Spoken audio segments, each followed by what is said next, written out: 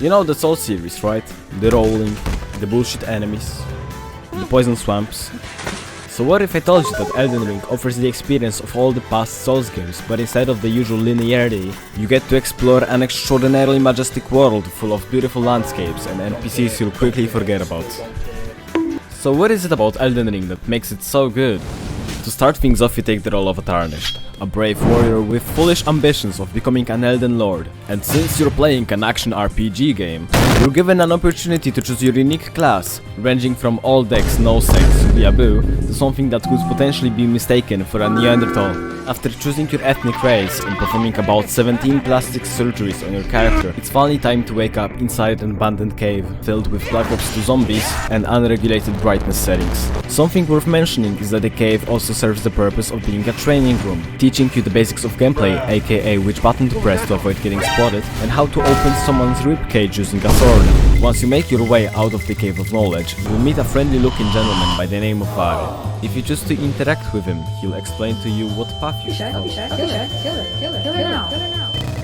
After you're done chatting with the completely sane white guy, you'll quickly realize that Elden Ring is really hesitant to tell you where you should go next. The game essentially takes the leash off of you and tells you to go fuck yourself. Thanks to that, you end up exploring, discovering new lands and killing some of the local wildlife while you're at it, in many cases justifiably.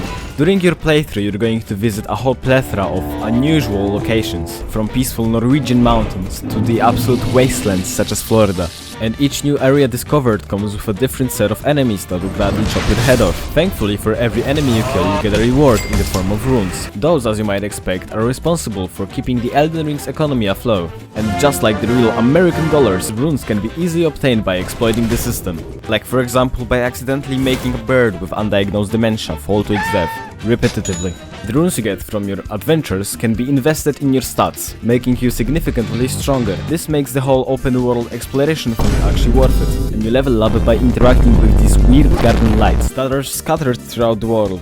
These are called Sites of Grace, aka the modern bonfires, serve the role of a general checkpoint, allowing you to fast travel to them, as well as respawn when you inevitably die. And if you listened to what Vare had to say at the start of the game, you'll know that some of them include a light beam with them, so you won't get lost in bumfuck nowhere. The game assumes that you are going to follow them, as to progress the story, you need to rest at a third Site of Grace. This is where you meet Melina, your soon-to-be maiden. Greetings, Tarnished, would you care to learn about our Lord and Savior Radagon and Marika? That's great. The plan is simple. You take me to that big-ass tree, and I'm going to pretend that I'm your girlfriend. You are also going to kill an actual god. Here's a horse. I'll explain the rest later. Okay then. Now, thanks to that slightly edgy looking lady, you just got yourself a ballin'-ass horse. Bonus points, the horse can also double jump, just like the scout from the hit game T-Fortress 2. With that newfound ability, not only is traversing the land easier, but it also allows you to fight dragons on even grounds. At least metaphorically. Cool fun fact, if you go back to the first Church of Jesus and the 12 Apostles, you'll be put in a nightmare sequence where a very scary looking doll will visit you. As is natural in the world, the only reason why a woman would speak to me is to sell me on a Ponzi scheme, but unfortunately for her, I suck at geometry. Following the stranger danger rule, I obviously accepted all the gifts she had to offer, with the only notable one being the spirit calling bell, which allows you to awake the dead from their eternal slumber just so they can fight for you. Making your way up the storm hill, you should soon encounter a comedically large tunnel guarded by the entire Polish army and sponsored by the stolen EU funds. This specific tunnel serves as the only entrance to the Stormvale castle, but before you get through it, there is someone awaiting your arrival.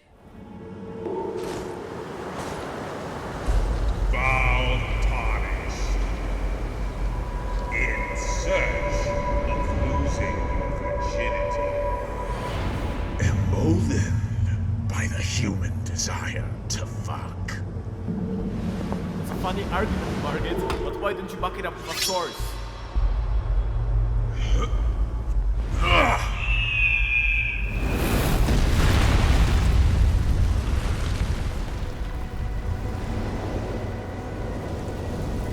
My source is that I stole it from Maxor's video.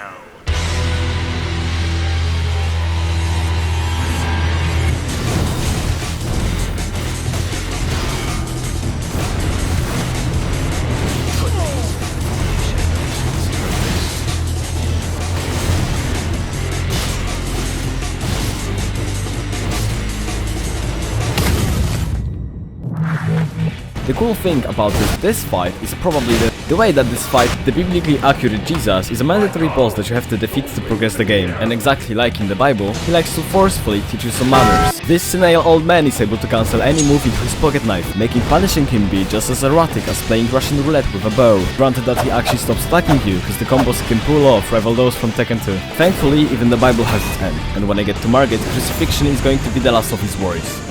For being a good boy and killing your first demigod, you get access to your hub area, also known as the Round Table Hold. Here you can interact with such amazing legends as Vati Vidya, the lore guy, a JoJo character, Walter White if he was a Buddhist, and Jin from a Competitive Racism the video game.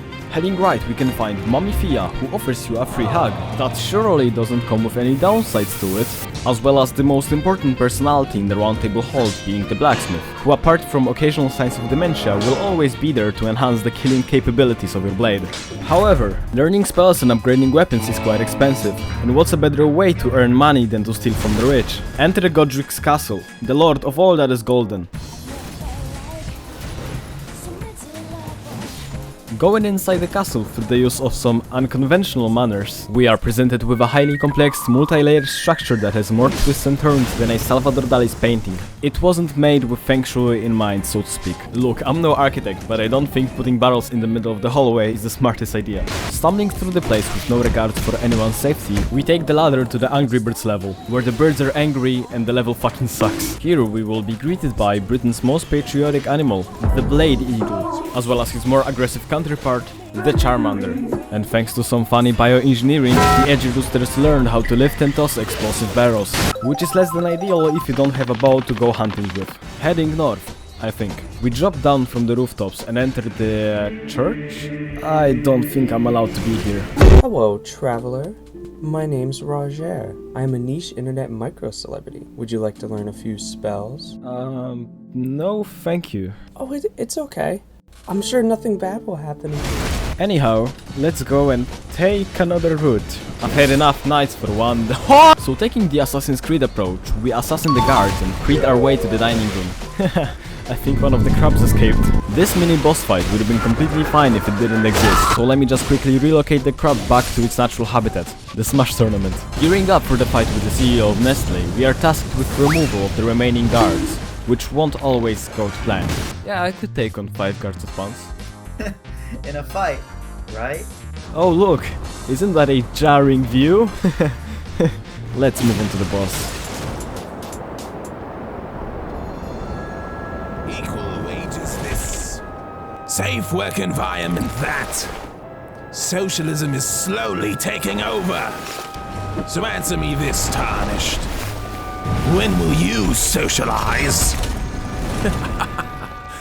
With some bitches!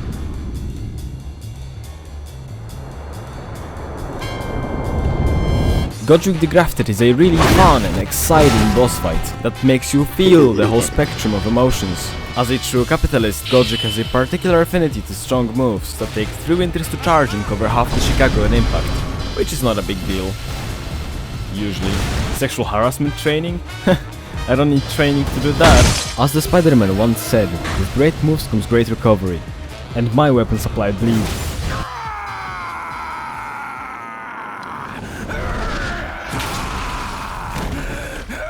Ha! I was expecting a battle of wits, but you appear to be unarmed. Your mother suck me good and hard through my jorts! I'm gonna make my hand into a dragon. Come on, he's not going to make his head.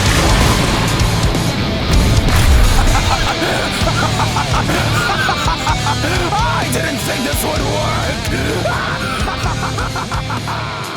As foretold by the higher minds, Godric uses the famous move Dragon Install and installs a dragon onto his hand, granting himself an armful of new attacks. Additionally, all of his attacks are now enhanced with a lighter and deodorant combo, scaring off both wildlife and the Smash community.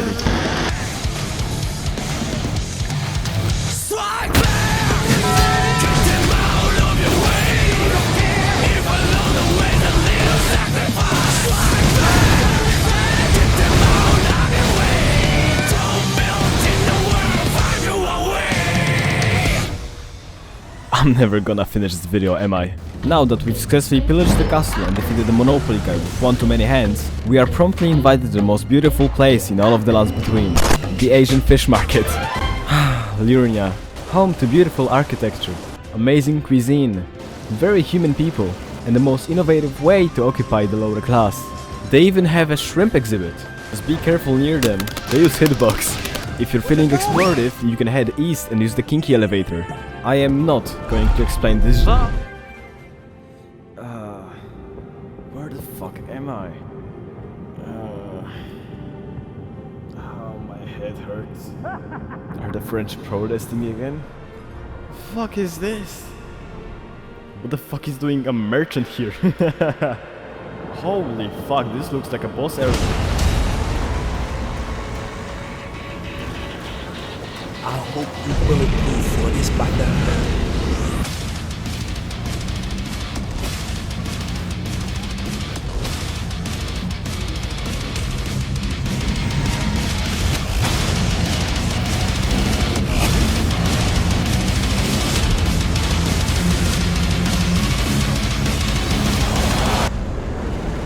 Fucking hell. Bro got so amped up this shit had to be measured in kilowatts. What is up gamers, Hyro here, and today we're going to be spending 24 hours in a haunted university. But before we do that, I've noticed that only 3 people are subscribed to me. So smash that subscribe button or I will kill both of your cats. According to the map and my indomitable spatial awareness, I am inclined to believe that this is in fact the entrance. Huh. Let me just quickly grab the key and... oh fuck. If you ever thought that American high schools were bad, I kindly ask you to spend a night inside of the hellish institute that is the Academy of Rea Lucaria. This school will make even the toughest of men fall to their knees as they try to navigate this forsaken place. If you were to visualize the ups and downs of this academy, the graph would look like a fucking barcode. One of the many strong points of this school lies in its variety. From the lecture hall to the eerie graveyard, this place provides a very real experience of how it feels to study engineering. And with the realistic environment comes the realistic depiction of how your average college student looks like. Like a dream. Somewhere down the line we get on the horizontal merry-go-round, but not before dealing with an eldritch being. Oh, never mind. Elevating ourselves to the higher echelons of society, we go on to become the reason why the teachers carry handguns.